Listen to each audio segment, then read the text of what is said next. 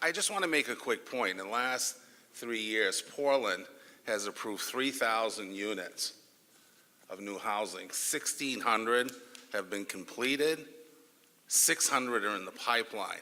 So when I bemoan the get to yes strategy for inspections, what I'm really saying is despite our success, I want it to be faster.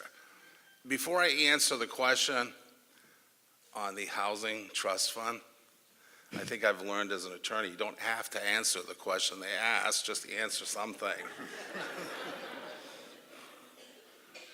I just want you to deal with the bias that goes on in this psychological market. I grew up in a tenant family. All our extended relatives were tenants. We lived in apartment neighborhoods where commercial enterprises occurred on the first floor. Now, we call that village centers today. We've buffed it up a little bit. And I bring this up because I had a conversation with some 30-somethings recently talking about housing, and one of them said, we may be the first generation where this idea of success being affiliated with owning a single detached home has evaded us. We will not realize that. And my response was, that's okay, all right? The world doesn't end if you don't have a single detached home. And then I said, but what does your ideal neighborhood look like? And many of them described our densest neighborhoods in Portland. All the amenities of living in multi-units is what they wanted, but they've been told that we need to have a single detached family home to be successful. Now, if we don't deal with that psychology, if we don't have a conversation in our communities about how we define success for this next generation, then they will valiantly try to achieve something that may or may not be in their reach. Somebody said the interest rates are low. Yeah, they were low when your house was being marketed at $60,000, but if it's $825,000 and you need a 20% down payment, I don't know a lot of 40-somethings that can come up with that liquidity. All right, so I think it's to our advantage in many, many ways to increase density in Portland downtown. The challenge, and I see 3 of my colleagues from the council sitting here, is how do we translate that density into historical suburban neighborhoods off the peninsula? And the council has come to a conclusion as a team that we may have to approach that by increasing density in what we call traffic nodal regions. I like to call it Morrill's Corner or Allen's Corner. See those words? I hate experts. They say some phrase, I go, I like that. I don't know when I'm going to use it, but I like it. All right? So these traffic nodal areas will work for housing because we on this council are marrying housing to public transportation. Not only we're going to try to convince people that dense environments are to their benefit, their children's benefit, and their extended family's benefit, it calls for economic investment in those corners, and we might have the first generation actually will take the bus. I took the bus for a couple of weeks because I had private circumstances forbidding my use of an automobile, and people would drive up in my neighborhood and roll the window and say, are you okay? I go, what's the problem? You know, I was standing at the bus stop and they thought that was kind of weird. So I think what the council as a whole, we're struggling to see how do we deliver density more efficiently and effectively and still respect the ethic that exists in many of our neighborhoods about what a single detached home neighborhood should look like. You can't just reject the past.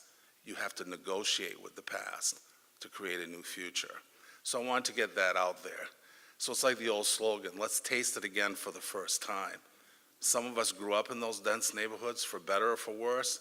They worked for all the reasons we've talked about today. We need to find a way for their resurgence and still maintain a respect of other types of neighborhoods that do exist. Now, our housing trust fund, I'll get to the question now. Do I still have time? Maybe I've been successful in evading it altogether. The Housing Trust Fund, since 2020, we've pushed through almost $13 million into the economy of developers to bring us the housing that we need.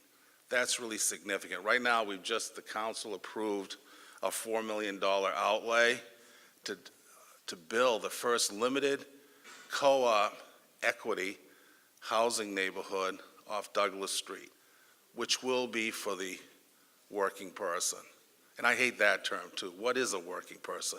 I don't know. I will make one last footnote. There seems to be this idea that we can just seduce municipalities into adopting regulations. I raise my hand in caution to that. We fell victim to a similar virus on the Portland City Council, and our voters did, and passed regulations that they thought were well-intentioned, right? We call it the inclusionary zone. We'll kind of compel you to build affordable housing. And now my market, if I was to graph it, looks like a barbell. Lots of low income, economies of scale bring us high income, more expensive housing. And the middle has vanished, all right? And sometimes the middle vantage point is described in terms of single detached, but it also has an impact on the availability of affordable rental units. So we have to, and all this on the heels of a piece of referendum that thought it was doing a good thing. So I can't speak for my council, so you'll afford me the latitude to speak for myself for a moment. Be cautious with imposing regulations. Have a light touch. Understand that one ally that's often demonized are landlords, property owners. They need to be brought into the equation. They have to be brought into the equation. Their voice is as important as those who call themselves tenants. So that's what we need to do in Portland. And our housing trust fund came from monies that were paid to avoid the responsibility to create affordable housing. So think about that as a paradox, right? And what's occurred is the cost of lower income housing continues to climb. They need our investment. And those who can purchase at the other end of the barbell, they're fine. But we haven't met the challenge of that narrow tube in the middle. And I'd like to see this council finally